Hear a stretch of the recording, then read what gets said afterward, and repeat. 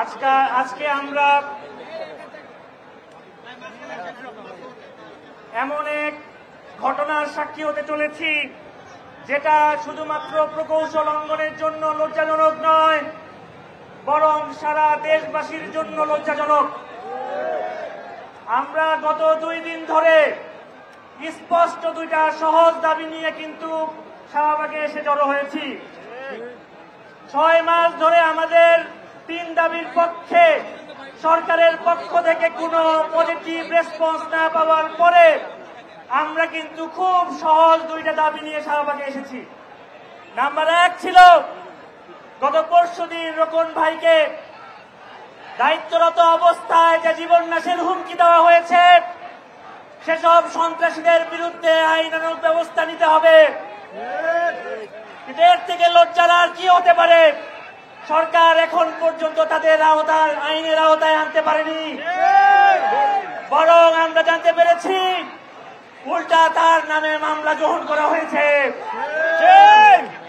আমরা আপনাদের কাছে প্রশ্ন করতে চাই, এদেশে আর কি লজ্জাজনক ঘটনা হতে পারে?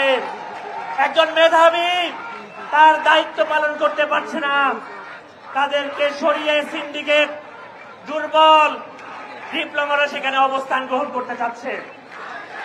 এছাড়াও আমরা চেয়েছিলাম আমাদের সংশ্লিষ্ট 3টে মন্ত্রণালয় থেকে উপদেষ্টা বৃন্দ যেন আমাদের সাথে বসে আমাদের যে 3 দাবি রয়েছে সেটার বাস্তবায়নের রূপরেখা প্রদান করবেন। কিন্তু হতাশার কথা, আমাদেরকে সচিবালয়ে ইনভাইট করেও আমাদেরকে ফিরে আসতে হয়েছে। উল্টা কাল থেকে আমাদেরকে জানানো হচ্ছে একটি কমিটি গঠন করা হবে। সারা দেশের বিভিন্ন প্রশাসনিক কর্মকর্তারা ফোন দিচ্ছেন, বলছেন একটি কমিটি গঠন করা হবে, অথচ আমি তাদেরকে প্রশ্ন রেখে দিতে চাই যে অন্যায়ভাবে আমার ভাইকে হুমকি দেওয়া হয়েছে, তার বিরুদ্ধে, সেই সন্ত্রাসীদের বিরুদ্ধে আপনারা একটা মামলা গ্রহণ করতে পারেন না। আপনারা কিসের সমাধান দিবেন? আপনারা কিভাবে সরকার চালাবেন? আমরা আজকে এখানে সমগ্র প্রকৌশল সমাজ, যারা বিভিন্ন প্রকৌশল বিশ্ববিদ্যালয়, বিজ্ঞান ও প্রযুক্তি বিশ্ববিদ্যালয়, বিভিন্ন প্রকৌশল ফ্যাকাল্টি, বিভিন্ন প্রাইভেট বিশ্ববিদ্যালয় থেকে এখানে জড়ো হয়েছি, আমরা কিন্তু নিজেদের স্বার্থ নিয়ে নয়, আমরা বরং দেশের সার্বিক কল্যাণে এখানে একত্রিত হয়েছি। আমরা আমাদের সেক্রেটারি জেনারেল যেমনটা বলেছেন, 1টা পর্যন্ত সময়, অন্যথায় আমরা মাস্টার সচিবালয় দিব, সেখানে আমরা দাবি আদায় না হওয়া পর্যন্ত সেখান থেকে সরব না ইনশাআল্লাহ।